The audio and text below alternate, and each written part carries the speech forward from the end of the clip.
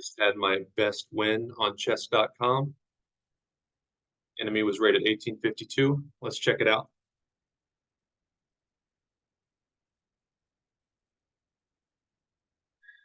I got to play with the white pieces, which I can be really annoying to higher rated enemies with the white pieces. Mainly because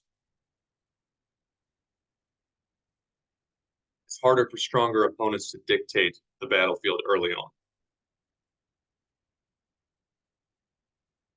Of course, the advantage of having the white pieces, you move first, you control center first. But for me, it's more because I don't get into positions in the middle game I'm not familiar with.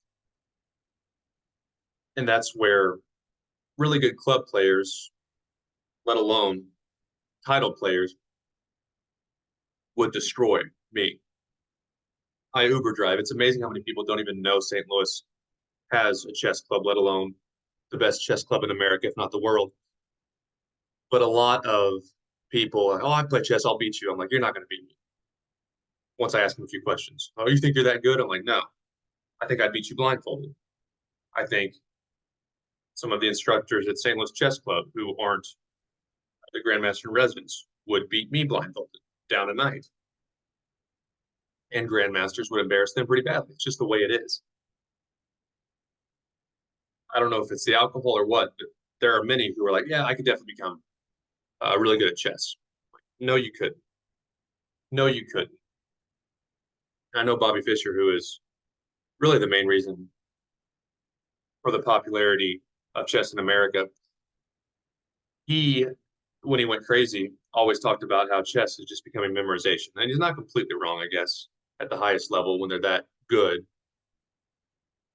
But there are ways strong chess players would never lose to someone like me, which I would say I'm a advanced player, or at least a really good intermediate. The easiest to explain would be pawns. I struggle with pawns. I probably commit pawns when I shouldn't. And they would provoke me to do that even worse. And you can never pull a pawn back. So once a player commits his or her pawns, now you give your opponent a clearer picture of what to attack. So if I move my pawns, of course, I'll never be able to control those squares again, and I might have to use a rook, bishop, knight, or my queen to um, target or control those squares, which of course burns my resources. And stronger chess players are so good at planning, they wouldn't be in that position where their resources are tied up, defending squares that they could have used a pawn to control. But here's my game. I looked this enemy up. Pretty legitimate, I would say. A lot of games played. Joined in early 2021. So legitimate win. You'll see mistakes on both sides, but a really strong end game played by me for my level, or at least a few good ideas. So let's go through the open. I don't know what I'm doing in the opening. I know the basic openings, but I don't even try to apply them when I'm playing online. Over the board, I do know the names of openings. I'm trying to actually play a specific opening, usually. Okay, fine, whatever, whatever. This level, rapid time control, it's all whatever. Okay. Now, minor mistake by me here. I'm playing well, as you can see, plus about 1.5. Now here,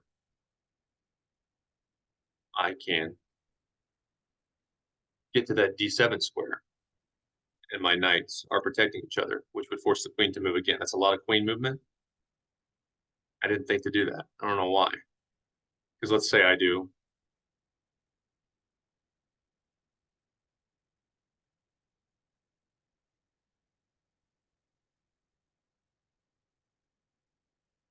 It's not even one of the best moves. That confuses me because when I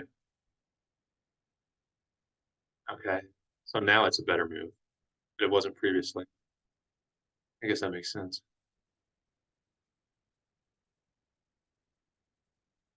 Okay.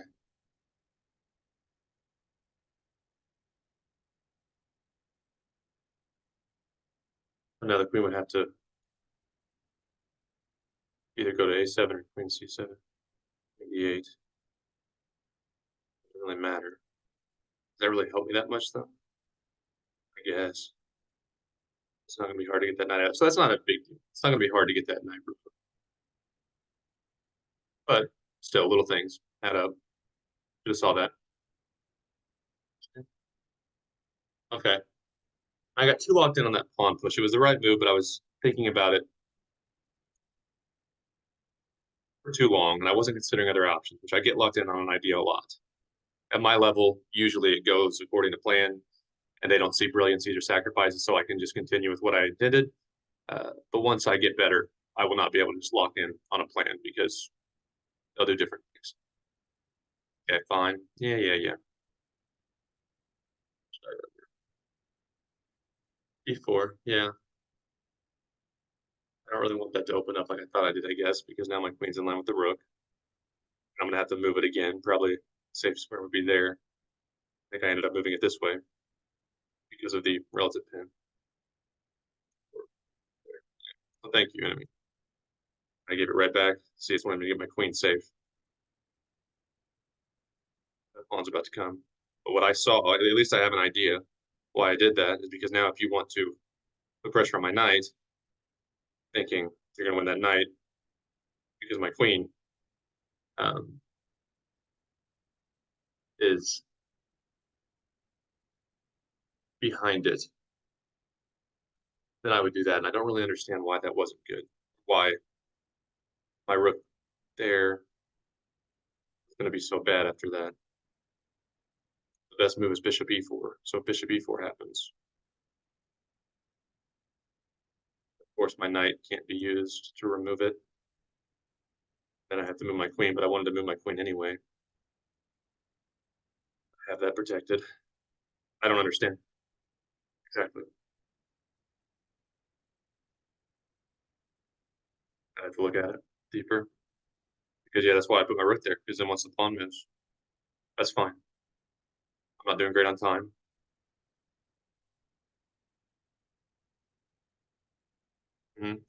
I'll take it. Now I'm threatening the rook, so it's all even. See, no problem. Okay.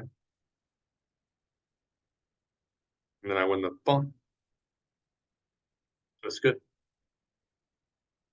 Yeah, that's cool. Of course, I can't go there because I lose to the bishop. I can't defend my pawn that way because I lose to the bishop. So I make the best move, of course.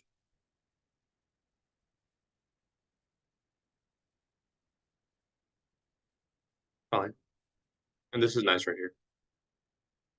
Maybe not the best move, but I'm thinking. And I baited him. Now, again, once I get better, play stronger opponents, they're not going to take that bait. That's why I took the bait. Or that's why I baited him, hoping he'd do that. And he did. I got lucky. Because now, if anyone wants to take my rook, fine. You can lose a chess battle if you want. Your choice. Not my life to live. Of course, enemy saw this. I think it took enemy a second to think after that move because it was a good move. And now I'm sitting here. I'm like, okay, I'm definitely winning. Definitely winning. But I was a long time again. So I just took the rook. The rook to c5 would be best because now, like my concern earlier when the bishop was controlling there and there, is my pawn was going to hang and I couldn't use my rook to defend it. Well, now because of that idea for forcing the bishop away, now that bishop is no longer controlling these squares, so I can move my rook and defend my pawn. I didn't do that as I said, and now I'm excited. So now I'm about to get my win. Overlook that. I got to make my wins easier. When I have an easy win, I can't just keep burning energy. It's silly. Of course, my knight's blocking the bishop from getting that. So to avoid losing and me getting a queen, bishop has to go there, right? I get that. You get my pawn, and now it's easy. I didn't see that. Got to use my time better. Not hard to see. And now it's good for me. You can't save both those pawns. You do something like that, fine. I'll take your pawn. Doesn't matter. You lose the pawn. Happy camper. I'm just gonna win this chess battle now. Best win, 1852. Most importantly, focusing on my over the board. This means I really try not to play tired. I try to turn my devices off 2 hours before I go to sleep and not use them. I've been awake for 2 hours because I think I'm strong enough, but I just keep playing chess. Um, and when I play repetitively, it hurts my online rating. And I like my online rating to be as high as possible because then I can practice if there's a gap in between tournaments, or if the St. Louis Chess Club is doing a lot with younger kids and I'm not invited to the scholastic tournaments.